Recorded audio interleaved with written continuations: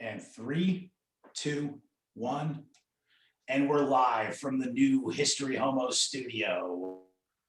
And we're here with a very esteemed guest to talk about a very interesting topic, Mr. Carter Laren of Unsafe Space podcast. How you doing, pal? Wait, who's the esteemed guest? You. It's you. Did I drop out when I said your name? No, I'm kidding. I don't think that if you're going to talk about the French Revolution, my name and esteemed guest should be in the same sentence. But I appreciate it. And I'm happy to be here. It's all from where you're sitting. And we're sitting here. So I'm sitting in a literally empty room except for what I'm using to record. So yes, also to the audience right now, by the way, I know you're used to crisp, clean audio, but I apologize for this transitionary period in my domicile change. Anyway, so we were just talking beforehand, and this thing of Paris Hilton complaining about the Opie and Anthony show 10 years ago came up. And this is just one of the many ways in which the French Revolution resonates throughout virtually anything you want to talk about. Is that you've basically got Marie Antoinette right there. It's like these guys were not sufficiently obsequious to me. Off with their heads. Obviously, she didn't realize the heads had already been cut off 7 years ago. Yeah, she was a little bit clueless. It's right. just, you know. But I don't know if the same might be said for Lady Gaga. Yeah, exactly. I mean, there's a whole class. Like reading into this, the sort of class structure of the three estates. It's like there's so many things when you look into this that are just to think, well, that's kind of just like how things are now. You've got except instead of the estate, it's the media. Yeah. Or it's the state, and then the second estate is the media. I feel like if you read like the what was it called, the Law of Suspect Persons or whatever, it's like Twitter's terms of service, but 200 years before. Yeah.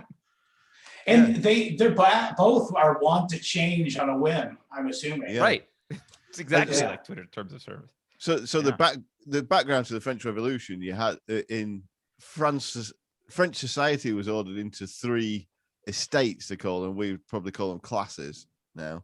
Yeah. And so you had the clergy and the nobility, who were the first and second estate, not in that order. Are they? Nobility was second estate. Yeah. All right. Yeah. Okay. Yeah. That's just lip service, though. We all know who really pushes the buttons. Yeah. And the third estate was everybody else, and that's kind of like, so basically, I think the first estate now is whoever's pulling the buttons, the Mr. Global, if you're Catherine Austin Fitch, is what she calls it. And the second estate is the political establishment, and the third estate is everybody else. And I was just watching that. I was watching the 4th episode of that Adam Curtis documentary last night, which does a really neat job of explaining how politicians, and sort of the French Revolution was the beginning of this, where politicians were kind of invented to stand between the powerful and everybody else, and act on behalf of everybody else to get the powerful to change things. Whereas the politics has become so redundant and inverted now that the politicians are still there and they're still between the other two estates, but they're doing the opposite job. They're just justifying whatever the elites tell them to do to the masses. And so it seems like we've come full circle right back to pre-French Revolutionary times, but it's just everything's got a different label. Right. And one of the things you mentioned, that this is kind of like the start of all of what's kind of happened in Western civilization, is there's the guy who was, I believe, the second premier of China, Zhou Enlai, was asked what he thought the impact of the French Revolution was. And this was in 1972, and he said it's too early to tell. Although I believe Zhou Enlai was then eventually he was purged as well shortly after that. I think he died of cancer, but I think he was taken out of power, though. Yes, he was taken out of power, and he died of cancer because he wasn't given any treatment. Yeah. Yeah. Like they weren't exactly nice to him. I think he died No. a pretty horrible death. Yeah. Yeah. But some words of wisdom from the guy. But no, so yeah, as you were saying, the thing. So another thing, interesting thing, and this is, by the way, here comes a patented Scott take, by the way. But there's something that you can really look to as to being a real root cause of this entire thing is the massive debt that the French aristocracy or the monarchy had accrued to one Rothschild banking family, by the way. Yeah. Drum roll, please. Yeah. And so do you feel bad for Louis the 16th at all? Because I kind of look at it and I think his ancestors spent all this money and he inherited this pile of crap and seemingly tried to do like this whole thing started because he was like, well, I can't pass more taxes on the third estate. We should try and equalize things. And the nobility was kind of like the deep state. And they were like, how dare you? Yeah. Right. That's kind of how all this started. Well, this is another really striking parallel with current events, is that you had the sort of Michael Malice talks about conservatives being progressives driving the speed limit, and that's basically what Louis the 16th was. I was going to say he's a perfect example of a liberal. Yeah, you know what I mean. Like, whereas his buddies were all the other aristocracy were the conservatives. And these revolutionaries are obviously left. Like, he was the appeaser. He was the guy like, okay, maybe I'll give you the constitutional monarchy. Maybe we'll bring together the assembly. And just like a liberal slid down the path to the primrose path of progressivism, but under another banner, I guess. Right to the guillotine. Yeah. And it's funny too, because there's an excellent article on Mises.org, which is a great, I brought it up many times on the show, a great resource for history and economics and stuff.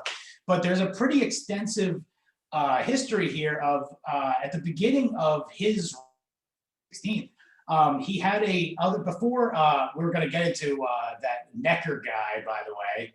Yes, I said Necker for those listening that are discerning. But no, the guy he had there before, his name was Jacques Turgot. Turgot's awesome, by the way. Yeah, in many ways. Based. Yeah. Yeah, he was totally based. Yeah. Yeah. So he got fired. Yeah, he got fired because he was like, yeah, how about we don't give a shitload of money to basically do CIA gay ops in the United States to try to fuck over the English. This is the other parallel to sort of a current day American history, is that the way they got into all this unrepayable debt was by doing stupid sort of empire building and sort of great game. Shit, though. I mean, I have such disdain for the idea of the great game. And it's really the class of people who operate on this international what do they call it, geopolitics level. It's in their interest to keep it going, because if it wasn't for them doing it, it wouldn't exist.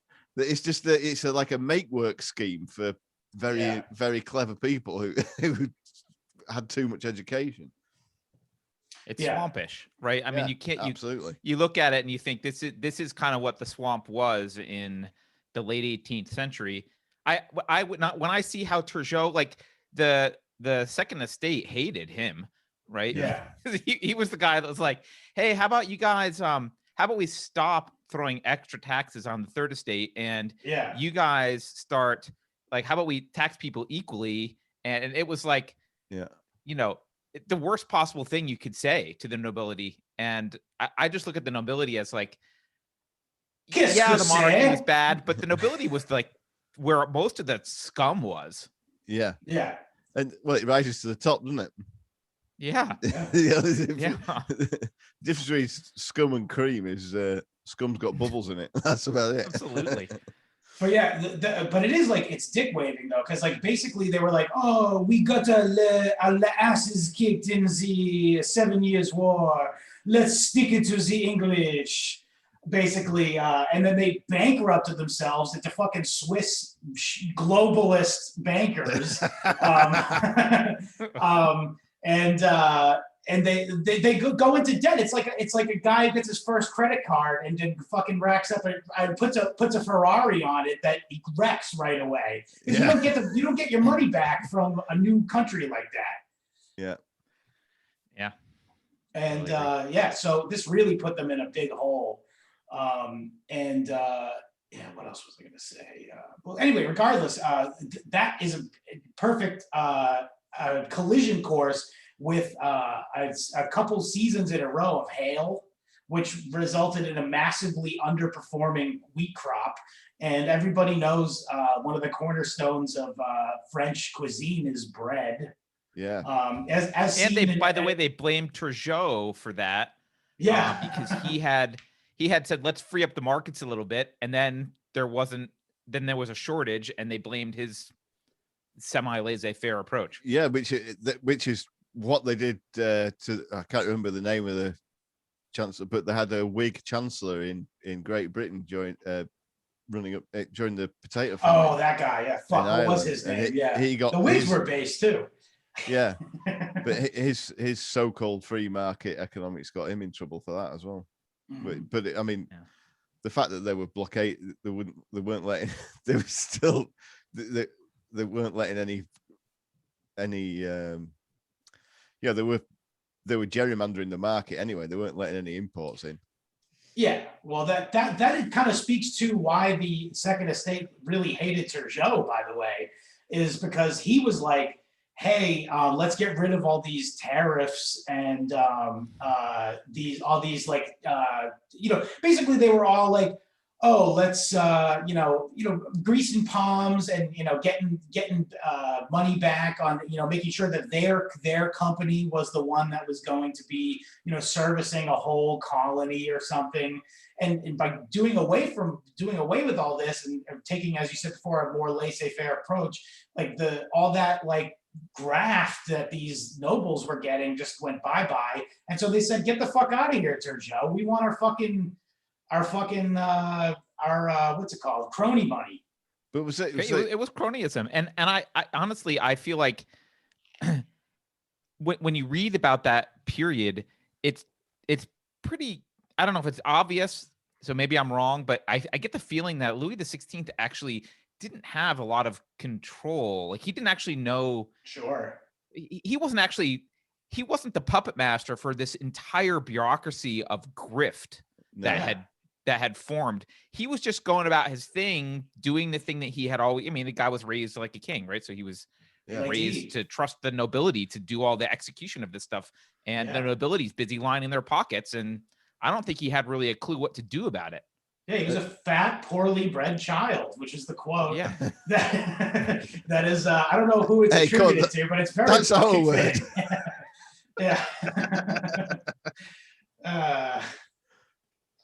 But yeah, so yeah. But I mean, of course, the big mistake they made at this point was they didn't invent modern monetary theory. Yeah. That could have delayed. That could have kicked. They could have decreed themselves out of debt, and it would have been fine. Yeah. Oh shit. Yeah. If only they had realized what the Fed has realized the printing press was actually invented for. Right.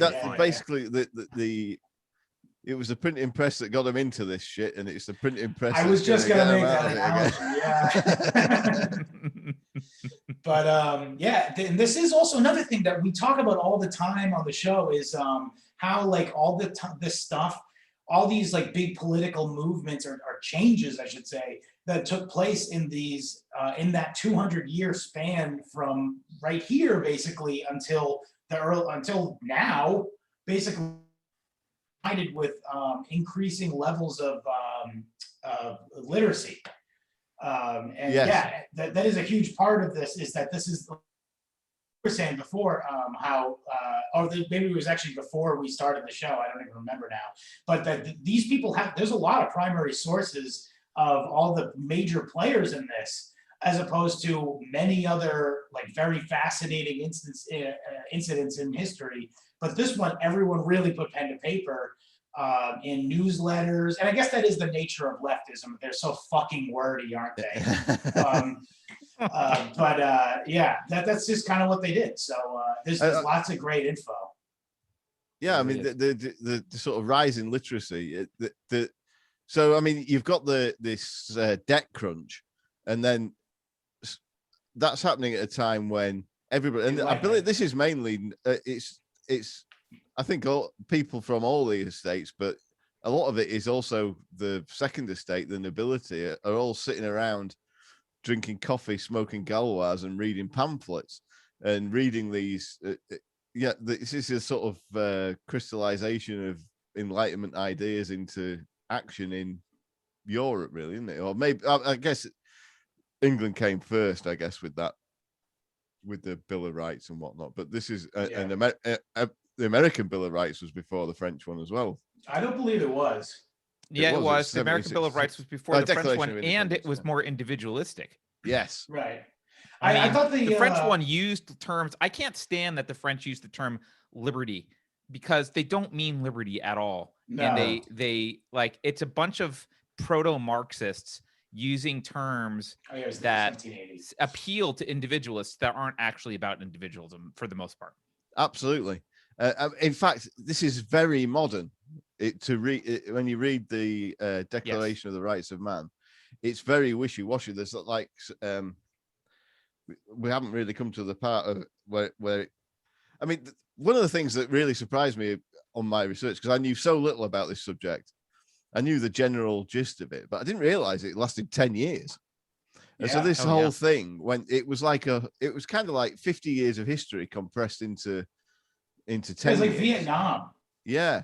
It just kept getting worse. And they kept like, not that constitution. We have a new one.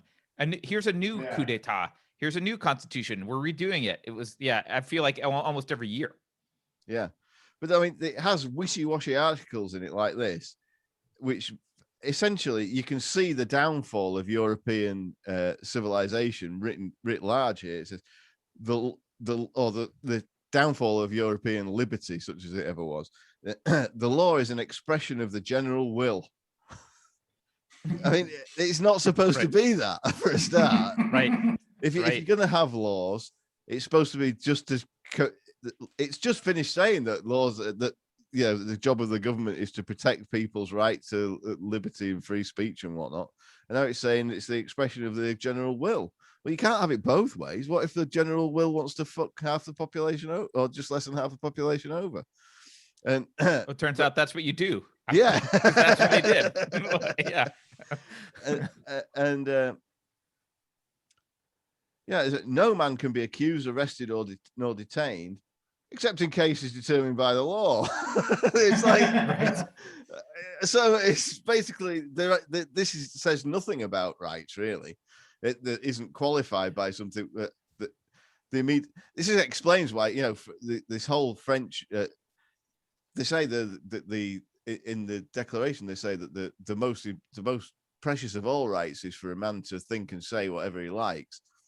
And yet France, which still has this in its constitution, has privacy laws. The press aren't allowed to. I mean, that's the reason that World Bank guy got caught for rape in New York, because the press weren't allowed to report on it in Paris. Yeah. So it wasn't until somebody went to the papers after they got the hoo-ha fingered in a New York hotel room that anything was ever made of it. And of course he got away with it. Yeah. Yeah. But if you look at, like, I don't know, the early writing prior to the revolution, there are like Sayes, even, who I think survived. I mean, I think he persisted all the way through Napoleon. Some of the principles are good that he taught. Like he actually talks about some good principles, but it's like it's this germ. There's like this moment where prior to the revolution, there's this moment of like, oh, we recognize there's a glimmer of some kind of individualism that we recognize as a thing. And then that's it. It gets totally overcome by this. We can't call it Marxism because it's pre-Marx, but basically Marxism. I wrote this down. Yeah, I think it's statism that you can, when you read the Declaration of the Rights of Man, assumes that the state must exist and that it's a natural True. thing, and that there must be laws and all. And what this else stuff. did they Well, do? and They tried it to- assumes that it's like rule by right, or Yeah. sorry, by might, like that you rule by force. And before it was the king that had force, but really the Right. way to rule is the people have force. Yes, And there's exactly. there's no concept like in the American Declaration and the American founding documents. There's this concept that like actually we shouldn't really just be ruling by some majority or person's opinion. There should be kind of constraints here. It's a I don't know that they did a great job deontologically setting them up, but based, at least that was an idea, right? Yeah, it's a deontologically based rights system, essentially, where it's like it's a natural right. It comes from something higher, whether you want to call it God or not. It comes from something higher than what our human establishment has ordained or whatever. But I think that around this time, I believe it was around this time that the whole peasants' revolt in Switzerland kicked off as well. And I think they did the best job of anybody of federating into a federal state with limited power, because the American Declaration of Independence and Bill of Rights are written in much better terms than the French one, but they're still being perverted in pretty much exactly the same way. And the Swiss, They were right away too. They didn't even waste time. This is a topic to be researched in future, but my understanding is that the Swiss have in their constitution, they have a referendum every 12 years on whether or not Switzerland continues to be a thing. And if it's not ratified every 12 years, Switzerland dissolves, which is a fucking brilliant. I mean, whoever a dead man switch in the Constitution. Yeah, that's kind of cool. Great idea, isn't it? Yeah. And the federal government has hardly any authority in Switzerland. So that's a really interesting topic. Well, that's why all those bankers who were lending Louis the 16th set up shop there. They talk about this. Well, I think that was before. I think this was slightly before or around the contemporaneous. So I think when they were borrowing all the money, I suspect Switzerland was still some kind of, the Swiss were still royal. I'm not sure. But I don't know anything about Swiss history, so. Yeah, well, neither do we. Yeah. But it's I'm sort of putting a pin in it because we must come back to Switzerland. Absolutely. So basically this was a major catastrophe. Bread prices were like in bread again, it's like a staple of French cuisine and biblical. Yeah, that's true. And wine, which is also much like France, but also and so it was a major crisis. It's something that's been some of the greatest pieces of classic literature are about this time period. There's the Charles Dickens novel, the title of which escapes me right now. It was just a real tragedy of. And also the other thing is, France was like the most populous country in Europe, I think. Yeah, it was. Yeah. Yeah. So there was a lot of mouths. 26 million or something by the time. Yeah. Yeah. And it was the greatest military power in the world, except it didn't have the British Navy was better. Right. And it turned out that the Navy was the thing to have in those days. True. Louis the 16th, who, by the way, as I said before, was a fat. Well, we should also talk about some of the fucking shade that was being thrown on him. That he was a fat gay guy who couldn't make a baby, and he had a curved dick, and his wife was a whore. Wow, I don't know the sordid details of the gossip against Louis. Well, that's kind of how, like we were talking about before, how literacy was on the rise, and you were also mentioning before, like how all these like kind of on paper noble ideas were so easily perverted into becoming what it was, what it ended up being, I should say. And I think a big part of that is that like people were only very barely literate, and they can only in a very small way grasp some of these concepts or whatever. But something they did. Yeah, it's really like it's like how boomers believe everything they read on the internet. Yeah. But here's the thing: is they had some other more human things to hate the nobility for. Was it was like a sign of him being a crappy ruler if he couldn't bring heirs into the picture. But apparently he had a curved dick that hurt when he got a hard on, so he couldn't fuck. And also that, of course, resulted in the king's gay rumors. And people, I'm assuming that in the late 1700s in France, they weren't exactly pro-gay rights. It'd have been fine if he'd been in England. The idea that this foreign queen came in and is blowing all their money on fancy shit. Fancy hairstyles. Boat hair. And then they're like, fuck this whore. Yeah, she's not fucking. She's clearly not fucking the king because he's not making any heirs. So she must be fucking somebody. I mean, she's got a giant galleon-shaped hairdo, and some people can barely afford a mullet. Yeah.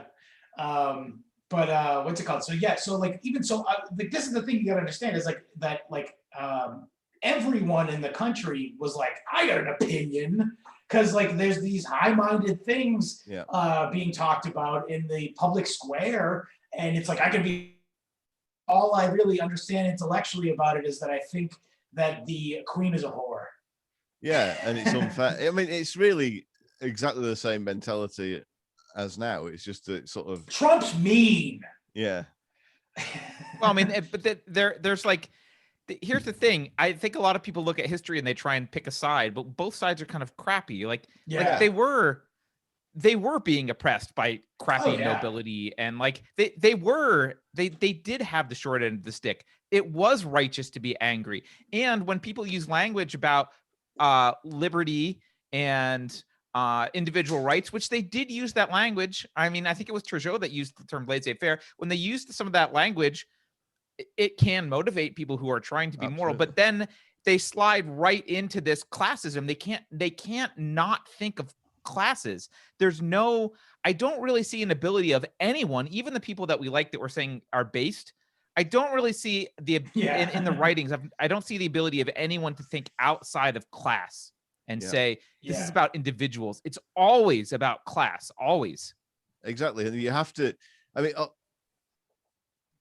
to my way of thinking, I mean, I even before I started reading anything about it, I was kind of naturally some kind of a libertarian or other, in that I've always just believed that the individual is autonomous, and it's great for us all to cooperate and work together and have a society, but that any authority that anybody has is derived from the individuals in the society. And that's basically what tyrants ultimately find out, is that you got to at least have the forbearance of the masses, otherwise you're going to get minced up. I mean, what went on in the French Revolution was horrible, but you can't say the nobility didn't deserve it. Yeah. Right. No, I think the nobility did deserve it. Although I think it's easy. I think you can look back at the arguments Turgot was making on behalf of the king, and you can think to yourself, actually, most of the population would have been better if they could have rammed that plan down the nobility's throat, kept the monarchy, and kept going. Yeah, I also think it's hard to explain Austrian economics to your garden variety liberal in 2021. So I imagine how hard that would be to explain to a French peasant. Yeah, before it was invented as well. Yeah. Fair. In a world where price controls are normal, everything's about Did you read what's his name? Babeuf, is that his name? The guy, he was executed at at the end of the revolution, and if you read his defense of himself, he was like one of the more radical elements. So I guess a Jacobian, but he I guess escaped that purge or whatever. And he went in his defense. You read it and it's like it's everything you would expect a radical Marxist to say today. He's very blatantly like, we have to do away with private property. He describes like he describes an ethos based on sacrifice to the basically proletariat. He doesn't use that word, Right. but like, you know, you should go work from each according to his ability to each according to his need. He doesn't say Adam that Smith. language in as succinctly as Marx, but basically exactly that. He's very clear about it. He even talks about it's wrong if someone can work and produce 4 times the average man, he should be stopped because that destroys the equality and tranquility of man. And like, we should only all produce what one person can produce. Right. That's kind of a offshoot of the labor theory of value kind of idea, which was originally espoused by Adam Smith, which is, I don't know where he was coming from because he was otherwise pretty smart. But he was the one who shat that fucking turd out. Well, and I then think also the idea of a greater good was an extremely new and French idea that came from Rousseau. Yeah. Yeah, that's a terrible which idea. is a horrible concept, Right. which undermines all of the good philosophy you could possibly read. Right. But to come back to your point, Carter, he makes about, that guy. Yeah. About how you made the point, Carter, that you could look back and say they'd have been better if they'd have been able to just stop when they had a constitutional monarchy for 10 minutes in 1789 or whatever it was. Right. And but I went to law school. I didn't finish my degree, but I had to, in my second year, I had to do an assignment on reform of the House of Lords, which at the time still had hereditary peers.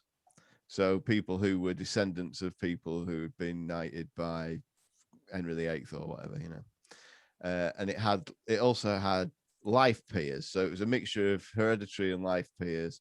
Life peers were political appointees for life and tended to have party loyalty, and the hereditary peers were totally independent.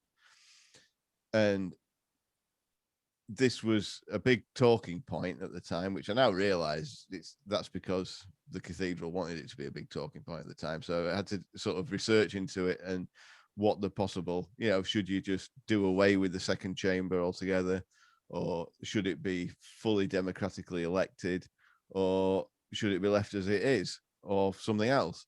And I sort of, I don't like the idea of hereditary power, but I ended up coming down on the side of leave as it is, because having a large voting block of non-politically appointed people, whoever they may be and however they may have got there, does stop a lot of legislation getting through. Right. And any legislation you can stop getting through is a good thing for me. Also, me too. Whereas if they were life peers, they'd be under some kind of party control, and it would be a different thing. It'd just be a rubber stamp for the lower chamber. So I've always been sort of reluctantly conservative for that reason. And but we've had these what we thought were rights of free association, free speech, freedom from arbitrary arrest, by tradition, supposedly guaranteed by our unwritten constitution. And I would have argued against reforming that, because any written constitution would have been worse than what we already had. Right. Because the people writing it would have been giving themselves more power. But as it turns out, we never had any of those freedoms, because if they could take them away from us like that 1 year ago, there's now no limit on detention without trial in Great Britain. There's no freedom of speech, and there's no freedom of assembly.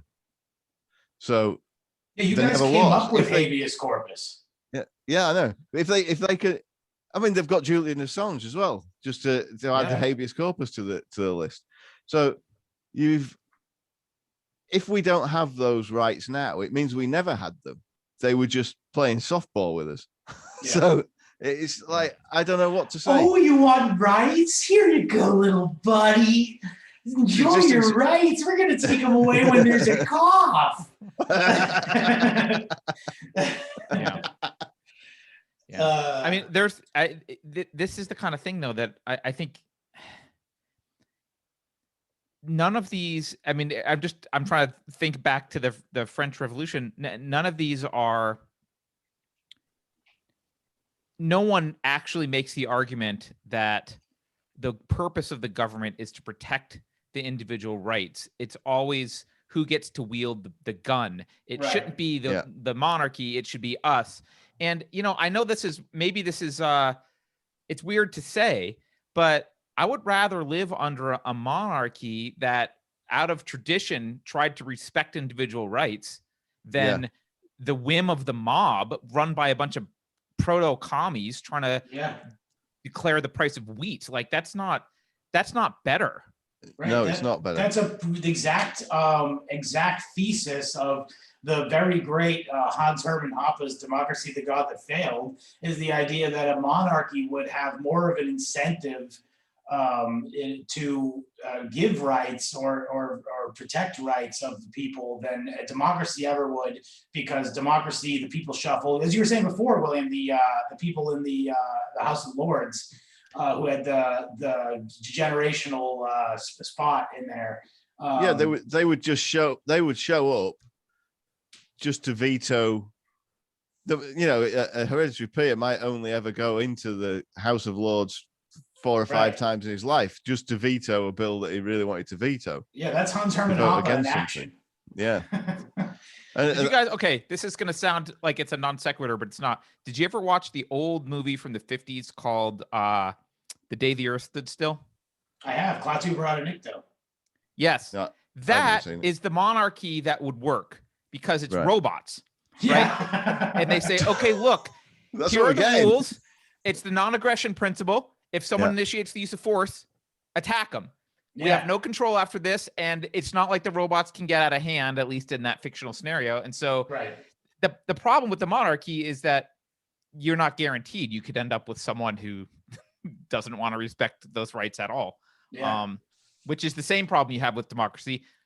So I'm not sure that one's a lot better, but I get the idea that I'm sympathetic to this idea that, like, if you could find the right people, which is true, if you could find the right people, you could give them absolute power and they would enforce rights. And you'd meet them as they walked into the clearing you were standing in on a unicorn. Yeah. Right. That's the problem. That's the problem. You can't find the right people, right? It's the same argument that the socialists use. I've been giving this a little bit of thought lately, and well, it's been sort of gnawing on my mind that sort of there are kind of loyalties of place. There's something more. I'm an anarchist, but I accept that it might not work. But I think it's important to have people who think like me, just to sort of always be complaining about every law. So like, I'm not saying that that a free society could be engineered or created or allowed to happen. Maybe it can. I hope so, but it probably never will, and maybe it's impossible.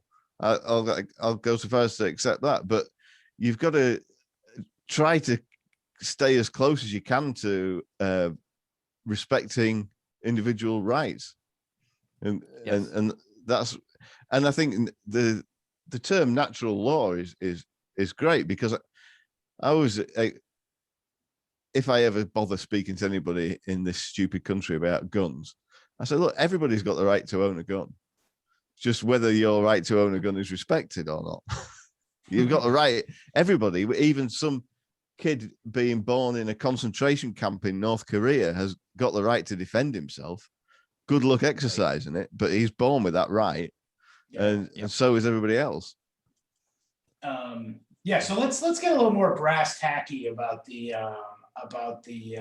actually what went down. So basically we were talking before about the 3 states, but that is really a function of the what is it called? The national estate, I believe it's called. And they essentially, there's something very interesting. This is something I wanted to bring up in one of the documentaries I watched to get ready for this, is that when the people realize the moment in which the people realized that they had the numbers and could take this to this revolution of the next step was the moment in the National Assembly that they all started doing which is also known as the Sieg Heil. All right. Yeah, they all were doing I guess they were taking that from the Romans, though. Yeah, well, that's it. Yeah. Before the Nazi Association, everybody did this thing, you know. Yeah. The Nazis kind of ruined it for everybody. Well, the Greeks are still not too proud to goose step, though. No, if you ever go to Greece, they have like, you know how in England we have these soldiers who dress up in silly costumes and parade up and down outside Buckingham Palace and whatnot. They do that. They're going for that in Greece as well, but they wear the even crazier hats and riding breeches, and they goose step in shiny knee-length boots. It's pretty cool.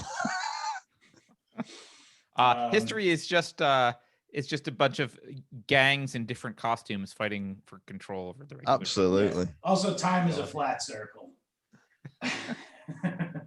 But anyway. Yeah, but the three orders were not a function of the Estate General. They were just Estate General, yeah. That Estate General was just that was the justification. That fell out of the three orders were just like a traditional embedded in society. And the problem with the Estate General was it was voting by order, not by head. So you had the third order had one vote, and the nobility had one vote, and the clergy had one vote. And so even though it was like 26 million people and 200,000 of them were in the first two orders and everyone else was in the third order still was out-votable. And so part of the consternation there, and part of the thing that got part of the thing that ended up getting Louis in trouble was this idea of like, he basically realized he needed to call the General Assembly, or Estates General, but didn't want to get into this idea of like, I don't want to dictate who votes, because there was an argument about, okay, we should actually vote by head, and actually the third estate should get another vote, and they hadn't convened for like 175 years, so no one really knew how this was done. And he, in the wishy-washy mode that you kind of said before, was kind of like, well, you guys will work it out. And they did, but it didn't turn out in his favor. They worked it out all right, but it didn't go how he wanted. No. So this kind of led to what we were talking about before, the 10 minutes of the constitutional monarchy, in which really he shouldn't have appeased them even that much if he intended to keep his head at all. He should have known what was coming. He failed in his escape attempt. That's where he failed. Right. Yeah. Oh yeah. Let's dress up as laborers, but still go in a covered, wagon. In like a very. That's a rich source of. It was when I was growing up that sort of whole French aristocracy escaping thing was always something people had put in a comedy play or a movie or something. Yeah, it was a cultural trope. The British loved laughing at fleeing French royalty. Yeah, well, on The Simpsons they called them surrender monkeys. What did Norman Schwarzkopf say about? He said, "Going to war without the French is like going hunting without your accordion." Yeah, I mean, I don't think that was the case in those days. No, in those days, I think, You're just reminding me of French jokes, I guess. Yeah, they are fun, aren't they? Yeah, I mean, it's a weird thing. Why didn't they just go down to the river to get dinner? If they're out of bread. Yeah, I don't. He at least he had the wherewithal to know he had to escape. He was just too stupid to do it properly. But he had the right idea, because they put him in this position where they're like, well, you're still the king, and actually they gave him a place in the Constitution. This is your job. And the thing that really bothers me is they brought him back for trial and all this stuff, but they had legitimized the monarchy through their Constitution. He had not broken any of the rules. He was allowed to veto stuff. They just didn't like that he wasn't cooperative. He was doing his job according to the Constitution. but you know, it was. I think he needed to realize a little bit sooner. Maybe he should have tried to escape right away, like earlier. Yeah. Like I'm gonna go visit my wife's family. We'll see you later.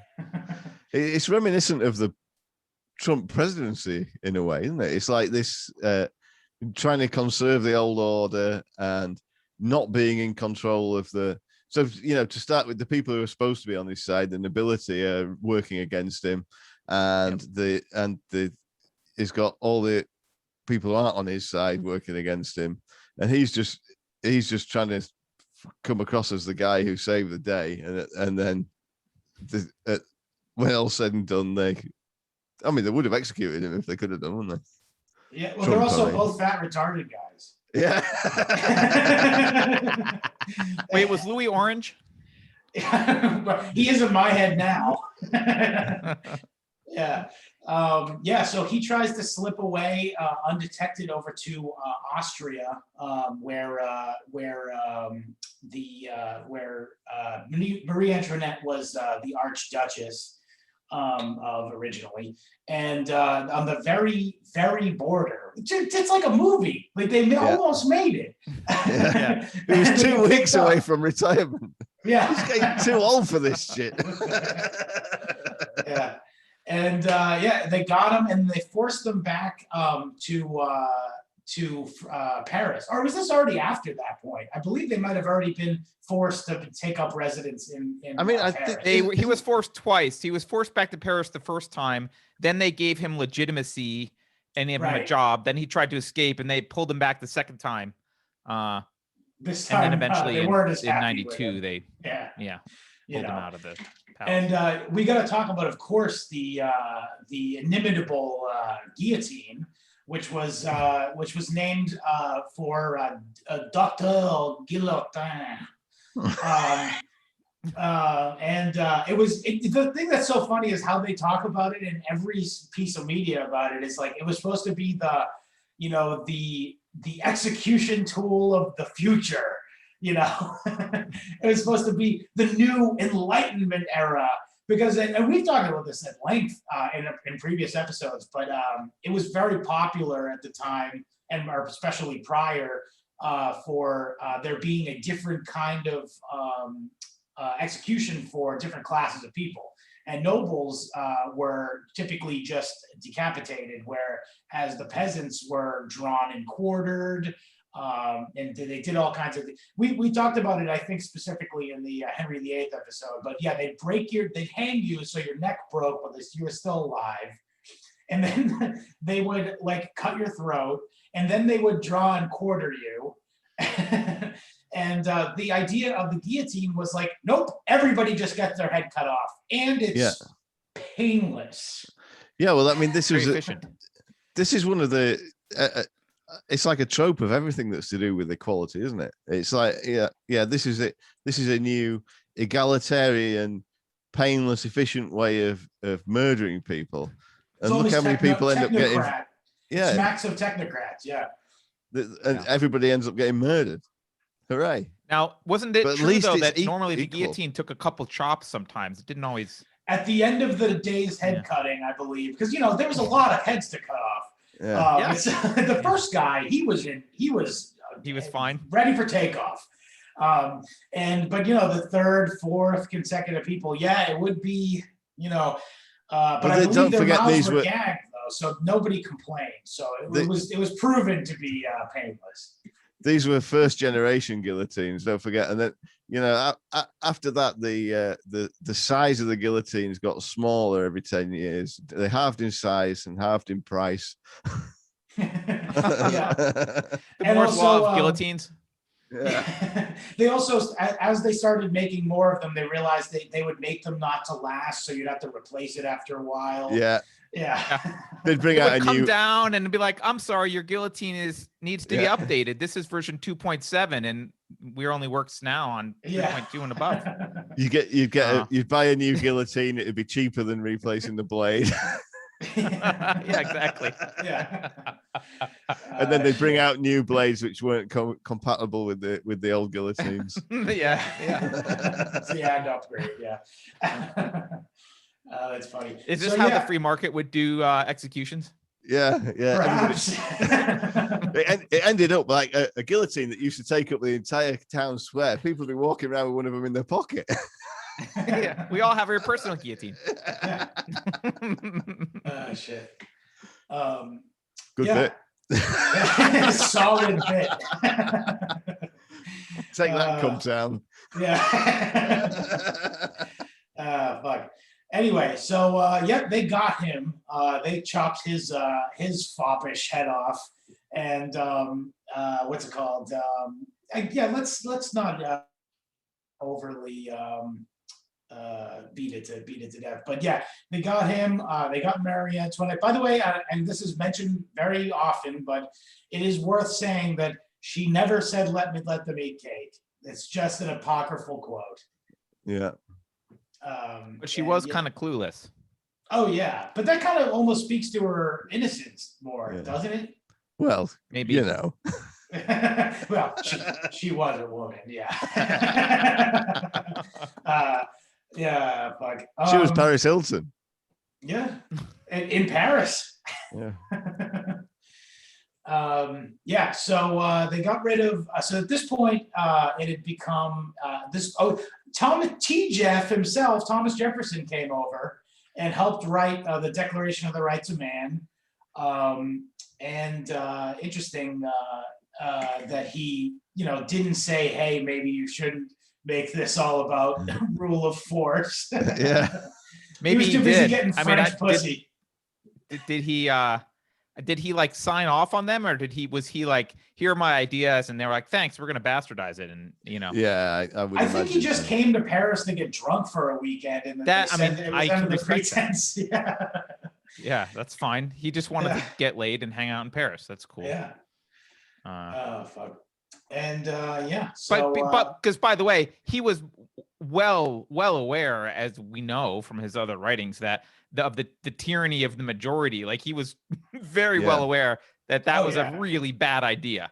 So I find it hard to believe that he signed off on the Rights of Man, the French version, and said, "Yeah, it's all good."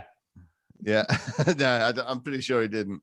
Unless maybe he just thought this will be funny. Let's see how this turns out. I never liked the French. I know what I'll do. I'm gonna sprinkle some common good in here. Yeah. So the other thing that's worth mentioning here is that the kind of like, even though like, look, this is all post monarchy, this is when it's like a republic, but there's kind of a sway in power back and forth between the more liberals, the more moderate people, and the people who are hanging out with Robespierre, who were called the Jacobins, also the what they were also known as the Sans. What the fuck were they called? Sans-culottes, yeah. and the Montagnards. The Jacobins were the Montagnards. The sans-culottes were the like the Antifa of the day. They were the city dwelling leftists who were like the Parisians kind of got control here in a way that wasn't like really supposed to happen. It was the radicals in Paris who started pushing the agenda. Yeah. Yeah. Oh, that was also another thing that while Louis was still alive, that was one of the first things he did was allow local level democracy to take form. And of course, being that it's the city, obviously the most radical people are going to be there. So they kind of, like you said, became real, serious, I guess, real ideologically based, real strong revolutionaries, you know what I mean? As opposed to, like I said, the other people in the other parts of the country were more moderate. And because of that, Paris became a fucking bloodbath. Yeah. Yeah. And when you say revolutionary, just so people know, again, I think the best way to think about them is communists. Yeah. Like they weren't, I mean, I get that it's pre-Marx, but they were like, their ideals were communist revolutionary. Yeah. They were, you read them and it's like reading about the Cultural Revolution in China 200 years later.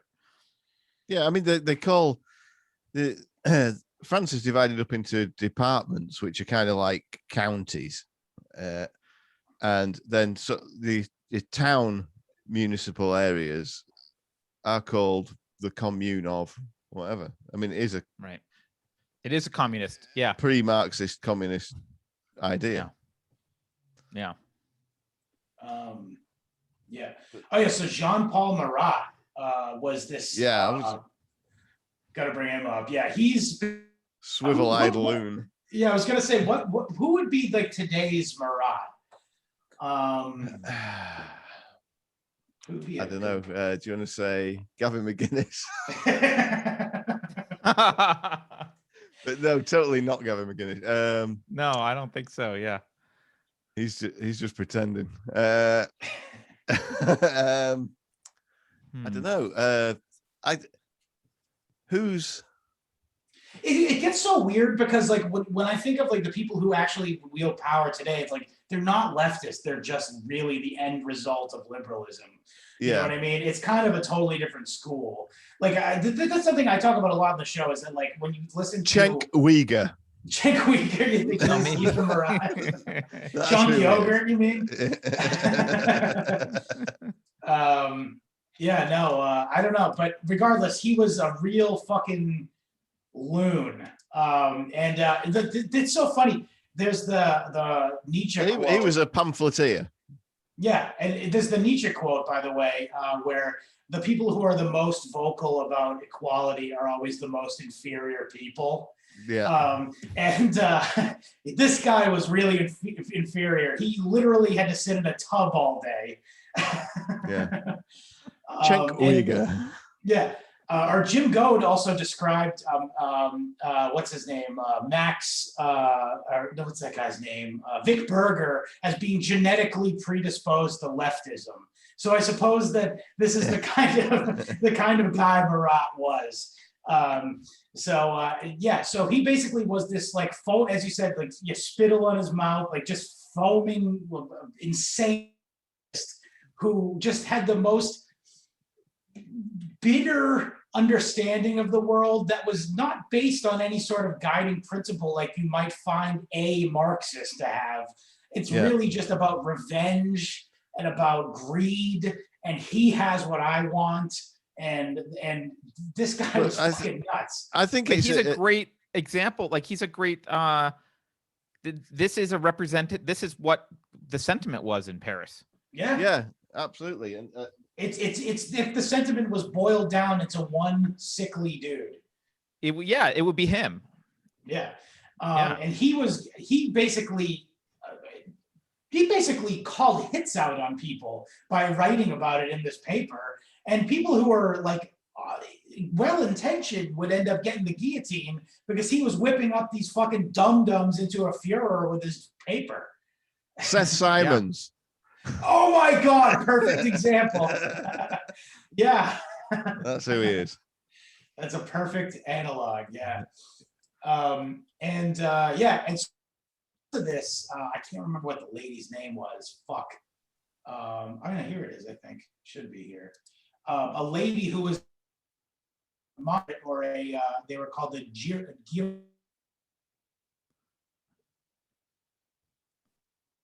Scott's gone. I think you froze up, Scott. Called the Girondins. You did lose me. It's okay. I'm back now, though. Yeah. Let's go. So this lady who was one of the member of the Girondins, who are the moderates, went and killed Marat, sort of as a way to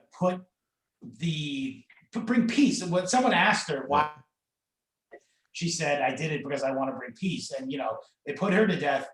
But the irony of this act, as so many of these incidents often have unintended consequences, this led to Marat becoming like a Christ-like figure in the revolution, and become a rallying call for these fucking wackos to kill more people. And I think you should put Girondins. I think you should say moderate. Put moderate in quotes. Yeah. Like the Democrats. They were just less radical and crazy than the Montagnard faction, right? I think were happy with the constitutional monarchy, though, for what it's worth. They're more about just like, having some kind of democratic say. Yeah, but they wanted to execute Louis the 16th as well, right? Yeah. I mean, like, and both, like, the whole debate about executing Louis the 16th from both sides, it was basically like, well, we're gonna execute him. What's the right way to justify our trial? Right. Yeah. And it was like these guys were like, no, we should justify him based on the Constitution, which was the moderates, and the Robespierres and the Saint-Just were like, no, we should execute him because we're above the Constitution, and this is more of a moral question, and like power to the fuck people. that guy. I mean, this is Yeah, really that was basically the argument. and it's really a great way of crystallizing how the sort of the liberal in the classical sense, the libertarian or whatever you want to call it, ideals expressed in the Bill of Rights are really just there for cover. That nobody really believes any of that shit, because if they did, they would never execute anybody. And furthermore than that, the idea that, and this is where in the language of that, except where allowed by law, the idea that you can debate whether it's okay to execute somebody or not is absurd. Yeah, we have these principles except for when we don't. Yeah. It's like, thanks for that. Unless we can Thanks for think writing of a that good down. reason, to kill you, we're not allowed to do it. Right? Yeah, exactly. Yeah, think on. And this time period, by the way, was known as the Reign of Terror. And I wish there was a number that was right at my fingertips here for the amount of people killed, but It's It was something a like lot. 16,000 or something. It was a lot. Yeah. Yeah. And was a lot. yet they did a lot of wackadoo shit too. Like we were talking, but we were jokingly saying that we should start referring to the date of recording of each episode in the revolutionary calendar. Oh like- yeah. Yeah, That's they I thought forgot that about the that. anymore because it was based on God. Yeah. And named after fucking some of the things were named after emperors and stuff in the instance of July. Well, the month of July named after Julius Caesar is now Thermidor. Yeah. So you think of lobster every time it's 4th of July. French Well, they people are also always thinking about this lobster. is a thing that's like so Marxist. Again, I know it's pre-Marx, but one thing Yeah. I love about their calendar is I don't know why, like every freaking leftist that wants to institute a government fetishizes agriculture. And they're like, we need to make sure the people are thinking of wheat and food and the seasons of agriculture in the calendar. It's like, okay. So they renamed all the months to be agriculture themed. I just think it's hilarious. And also they brought in a metric week, which Yes. I mean, this is again every kind of leftist move to improve the work of the lot of the working man always makes it worse. So now you only get one day off every 10 days instead of one day off every 7 days. Right. And you're not allowed to go to church. Speaking of the sans-culotte, they had the leftover, because they organized the calendar the way you're saying, they had leftover 5 days at the end of the year. Yeah. So they were like, well, let's celebrate the radical Parisians. Yeah, of course. Let's get everyone to celebrate. I don't know, what should we say? Us? Yeah, okay. Yeah, that's a great idea. We're pretty cool, aren't we? We're giving them 5 days off. Shit. But yeah, my brother turned me onto this, that you can on Android, you can download a metric clock, which has which keeps time in a 10-hour day with 100 minutes. So there are 10 hours in the day, 100 minutes in an hour, and 100 seconds in a minute. And so we would arrange meetings and stuff like that with each other in metric time. So 5 o'clock is midday, basically. But they 10 did o'clock that, is right? I don't midnight. think there was a lot of clocks made, but they did do that, right? Yeah, they had metric time. Yeah, it did not last. I don't think it lasted very long, because the whole 10-day week thing was the deal breaker with that. Right. Yeah.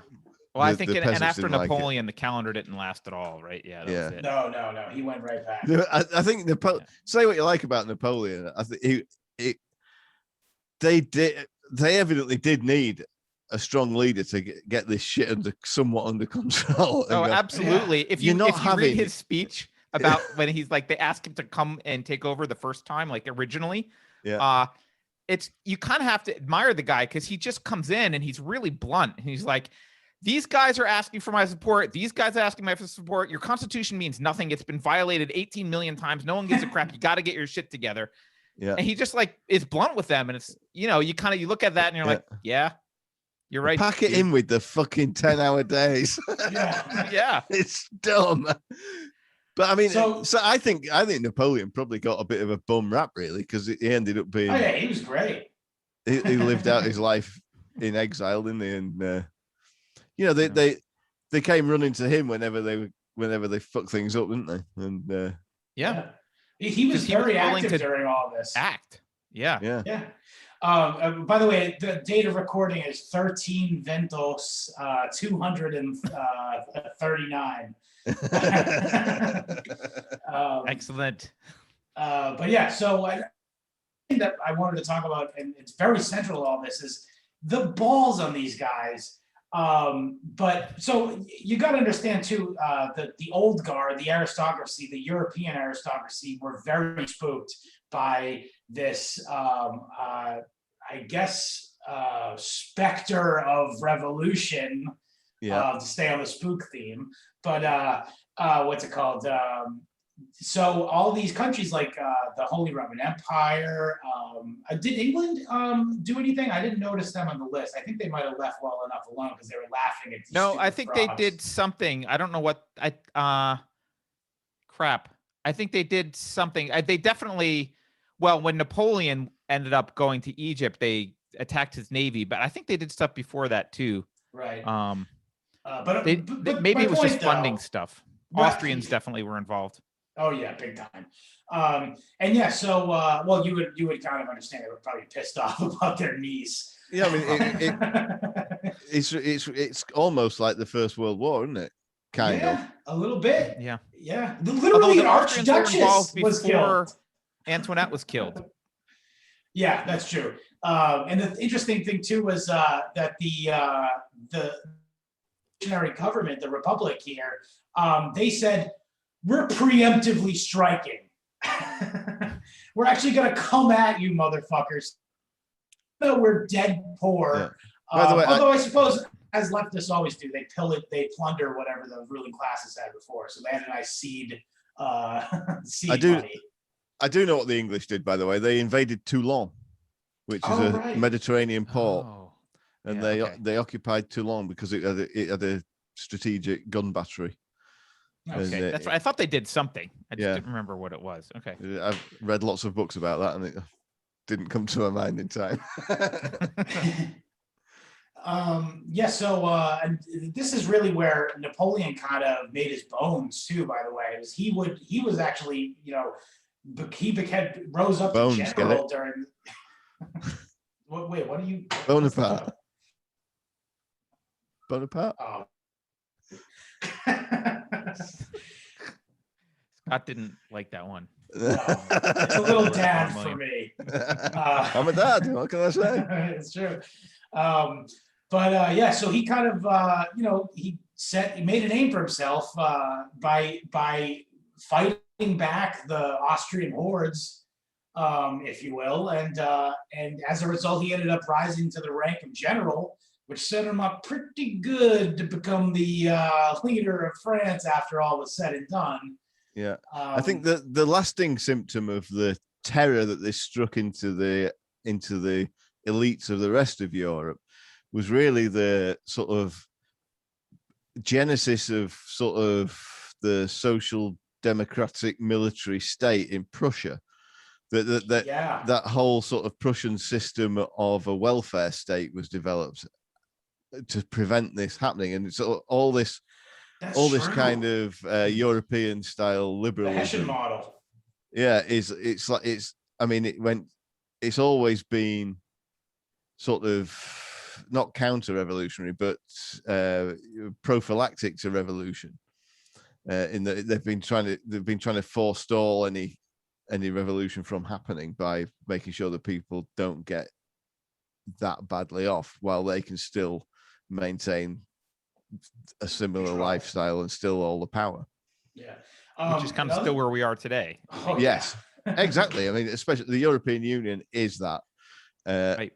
The British government is. I mean, I was all for leaving the European Union, in the full knowledge that Britain would, the British government would probably be worse without the constraints of the European Union. But still, it's the British government. It's our problem. We've got to deal with it. It's one less layer.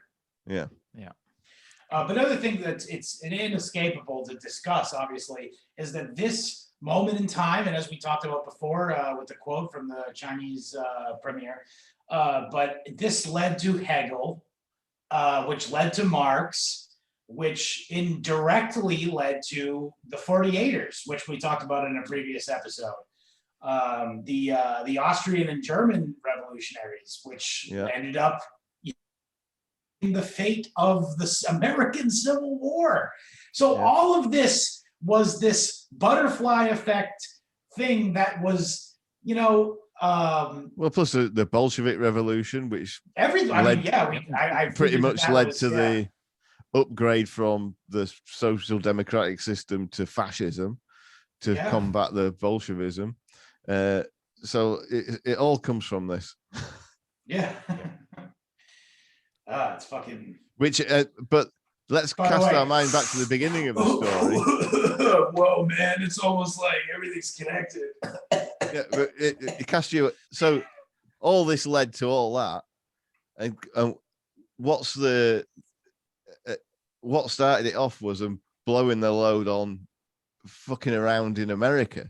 Yeah, gay ops, dude. It all just goes back to gay ops. just to try and inconvenience the British, just for fun, more or less, and or for imperialist dick measuring purposes. Yeah. What's America blowing its wad on now? Apart from COVID, doing exactly the same fucking thing. What do you think is going to happen next? I mean, I say America, Carter. I'm not anti-American in the slightest. I mean, when I say America, I mean the Western world. Yeah. Oh, you can say you're anti-American. I mean, I think America had some great ideals that it was founded on, but I mean, how are we different than any European country right now? There's a couple differences, but we're not. I mean, in some ways, you've got guns, which means you still have got some rights, but on the other hand, your lefties are even worse than ours, I think. Yeah, no, we're they always have been, though, as fast as possible. So that Adam Curtis documentary I mentioned earlier, I've just watched episode 4 of it, and I knew I hated Jane Fonda because of that story about how she'd informed on a prisoner of war who'd given her a message to take home to his wife, which is the most lowest thing I'd ever heard, until I heard that she was opposed to helping the Vietnamese boat people as well because they were enemies of the revolution. Like, this bitch still gets on TV talk shows. There's thousands of people starving to death on fucking she wasn't turning down the checks from that stupid fucking workout tape. Oh. Yeah. She just gave an award the other day and lectured people about, I don't know, some fucking thing that Hollywood people lectured Americans about. I mean, she's communist, whatever it was this week. She's communist, Marie Antoinette. Yeah, well, they call her Hanoi Jane, right? Yeah, so, yeah. But I knew about the prisoner of war thing, which, I mean, I had no problem with her going and entertaining the North Vietnamese troops. That's fine, But to actually, some guy who's that far down in his luck to sort of basically shit down his neck like that, it's just unbelievable to do that to anybody. She's a pretty disgusting individual. Yeah, the worst. She was on Norm Macdonald. She went on Norm Macdonald's TV show when it was on Netflix, and I'm like, Jesus Christ! They must have had him on some kind of short leash because he didn't make any allusions to what a twat she was at all. Well, I mean, she was married to Ted Turner, right? Is she still married to Ted Turner? I can find out. I don't know if does that give her some was. sort of maybe that gives her people have to give her a wide berth. I don't know. Yeah, maybe. But you think Norm Macdonald, under normal circumstances, he'll She's never go divorced anybody from to Ted the face. Turner. She's Right. not married She to is? anybody now. Oh. All right. She might have dirt on him. Just likely. Yeah. So I guess that kind of wraps it up. Is there anything else you guys want to get off your chest about it? There's one thing I want to get off my chest because we talked about it before the show, and I think it's important. And William said he wanted to talk about it. So yeah, please. This is I was saying that mostly YouTube comments suck, but sometimes there's good ones. And someone gave me some criticism on a YouTube comment, and I think they're right. They said we got to stop using the Enlightenment as we have to stop holding the Enlightenment up as this thing of like, hey, there are these great values in the Enlightenment, and that's what we need to return to. When I say Enlightenment, I'm thinking specifically of actually some of the natural law, some of the individualist rights that we're talking about.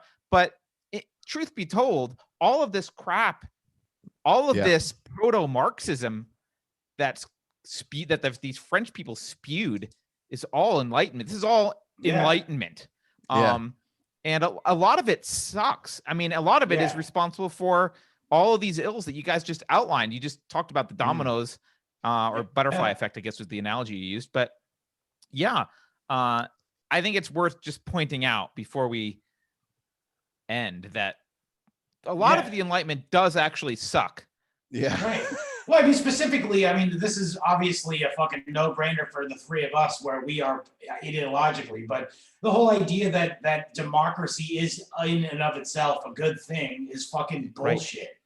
Yeah. It's actually it's in my bottom three fucking systems of it's as anti-philosophical as it's just as anti-philosophical as saying a dictatorship or a monarchy. There's no, you don't get moral points for saying I oppose a monarchy but I like democracy. There's zero philosophical value in that statement. Yeah. Well, I came up with a thing. I was listening to a friend of the show, Maxwell Cody, has a show called Schizotopia, which you would love. Carter, if you haven't listened. He's coming back on the show, by the way. Yeah, he's a really good guy, and I've mentioned this before on the show. But he had a German guy on who was a YouTuber Kraut, I think is his name. Yeah, and he was kind of talking as if democracy was a good thing in its own right, and it was like mainstream sort of liberals and conservatives do. It's typical mainstream opinion, moderate opinion. Yeah. And anyway, so I struggled through him talking about that for a while, and managed to. Maxwell's so good, and it's such a great interviewer. He gives everybody a fair hearing and doesn't give them any shit. It's really, really good, really good show. And it got to. They started talking about democracy. Maxwell did kind of challenge him a little bit on democracy, and he was saying, "Well, there's this canton in Switzerland where because they're all very independent, the individual states or cantons, or whatever you call them in Switzerland, and there's one of them where everything is decided by plebiscite. So they can't make any laws without 50% of the people agreeing with it. But that's almost could you think of a better way of doing it than that? Because basically the problem there is they can't pass any laws. Well, they have pizza for dinner every day, and now well, they can have whatever they want for dinner because there's no law against it. So they can't. There's no laws because they can't agree. Yeah, so that's perfect, isn't it? And I was thinking actually, if you want, there's no politicians either. Yeah, I was thinking you just set the bar really high, and you're like, well, it's not majority rules. It's 95% of the people have to agree. And then they'll never agree on anything. So you kind of win. Well, this is I like it when they have the government shutdowns in America. I wish they'd do that here. I love the government shutdowns. Yeah. Yeah. Yeah. I also it doesn't used really to vote shut for down deadlock. though, does it? The IRS is still working. Yeah, I know. They don't. And they still draw a paycheck too. Yeah. They don't stop bombing Syria. Yeah. Well, bombs are an essential business. Yes. But the thing though that really obviously sticks in my craw about it is fucking they don't pay the troops during that period. Oh, they don't during the shutdowns? They do not, which is like, it's like, fuck you, dude. Like Nancy Pelosi is drawing a fucking paycheck and fucking G.I. Joe ain't.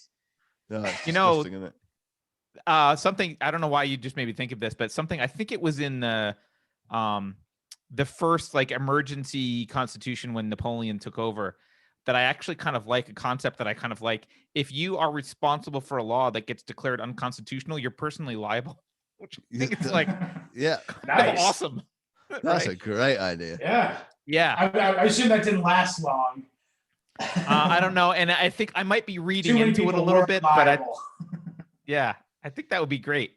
Yeah. Like, Yeah. So anyway, so as a like I was saying earlier, as in principle an anarchist, like you'd think like a well-ordered society like that place in Switzerland where they can't make up any new rules is ideal. Because I mean, the way I always looked at it here is living in England. I was born in 1970, and everything that needed to be against the law was already against the law, right? And had been for a long time, probably. Yeah. I mean, English. I mean, I'm quite happy to live under English common law, you know, or a little bit more than that, or whatever. But they have a legislature sitting for more than half the year that's always making new laws, taking away rights.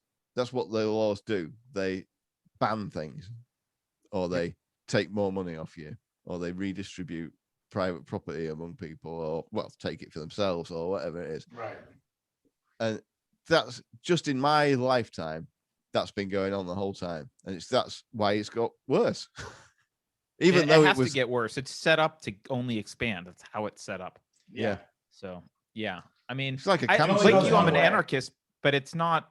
Yeah, it's just, I would love to be having the conversation. I want to get to a point in society where we're all individualists and we're having a conversation about the best way to achieve that. And if it's not anarchy, fine, let's have a conversation about it. But like, that needs to be the goal. But that's not even on the radar. We're still arguing about who gets to point the gun at whom. Yeah. And that's the problem. Whose turn it is to bomb Syria. Right. Exactly. I like playing with the drones. Right. Mom, he's had the drone for 4 years now. Yeah. My party should get the drones. This guy didn't even use that many drones. I need the drones this time. Yeah. Shit. Anyway, so I think that's a good way to wrap up.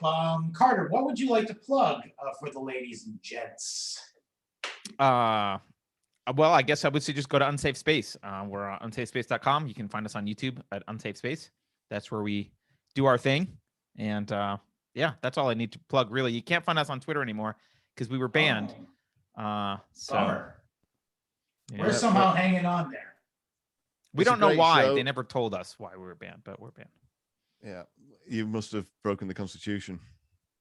Yeah, what was it? The person of suspicious persons. We violated the suspicious persons terms of service for Twitter. Yeah. Yeah. So. Wait. I'm sorry. Now I can't stop. Please. The other thing that the suspicious persons law reminds me of is this anti-racism social justice crap, because explicitly in their suspicious persons acts in during the French Revolution, it says things like it's not enough to be it's not enough to not be a counter-revolutionary. You have to be a pro-revolutionary. You can't not have an opinion. Not having an opinion makes you a suspicious person. You must be for the revolution. White silence is violence. It's exactly that. Yeah. These leftists never think of anything new. All they do is repackage. Yeah. That's true. My favorite thing was during the BLM thing this summer. So some people holding signs up that said "silence is consent." You think, you don't want to take that sign to the wrong rally, do you? I've been saying that for years. Oh shit! I just something else I was thinking about before we even finish, but it's funny you just said these leftists just repackage everything every time. There's something called the Women's March during the French Silence is Revolution. consent. Yes. Yeah. Yeah. They did. Yeah, I think they marched to Versailles and yelled at Yeah. Marie Antoinette a little bit. Yeah. Yeah. The fishwives, the Yeah. poissonnade, which sounds similarly suspiciously similar to. But shout out to Billy and Spud. Hey, Marie-France, you make my poissonnade. They're handing out poissonnade hats. Yeah. Anyway, so Carter, is there anywhere else people can find you on social media you want to shoot? I mean, you can find me personally at C Laren on Twitter, but I'm not on social media much. Social media is a cesspool of humanity. So It is. I would say don't say look it one more time. I think it want. cut out a little bit when you said when it happened. It's funny when I listen to a lot of coverage of cricket because it's the only thing I'm interested in, and they're always, when they're talking about the psychology of the young players and so on nowadays, they say, well, it's so hard with social media nowadays, and they see what everybody thinks about them and all that. It's so difficult. I mean, how could they possibly exist under these things? And it's not that hard. Just don't be on social media. Yeah. Right. Don't read It's like it. that Tyler the Creator quote. But what's it called? Carter, one more time for the people. What was that username? So I mean, my Twitter is C Laren, CLAREN, but I don't Thank you. post much. I think you just go to unsafespace.com if you want to follow most of what we're doing. Yeah. And for us, you can go to www.historyhomos.com for the audio version of the show, or you can find it wherever you find podcasts. For the video version of the show, check out our YouTube channel by searching history, by following the link in any of our social media bios. You can follow us across social media on Twitter and Instagram at historyhomospod. William will be happy to get back to you. You can follow me on Instagram at Scott Lizard Abrams. And please, this is another, I'm shooting it out there again. Our Telegram group is very fun. Everyone, ask anyone who's in there. It's a great time we shoot articles, we shoot memes, we call William gay. We have a good time in there. So to find that, go to t@me/historyhomos, and that's the channel, and you can subscribe, and we post all the episodes and stuff to there. And then also for our group chat, you can go to t.me/historyhomoschat. And if you have any questions, comments, or concerns, please email me at historyhomos@gmail.com. William, what would you like to say to the peeps? Scott, to your French accent, she sucks. Later, homos. Thanks for having me, guys. That was great, Carter. It was lovely to meet you. That was fun. Yeah, it's kind of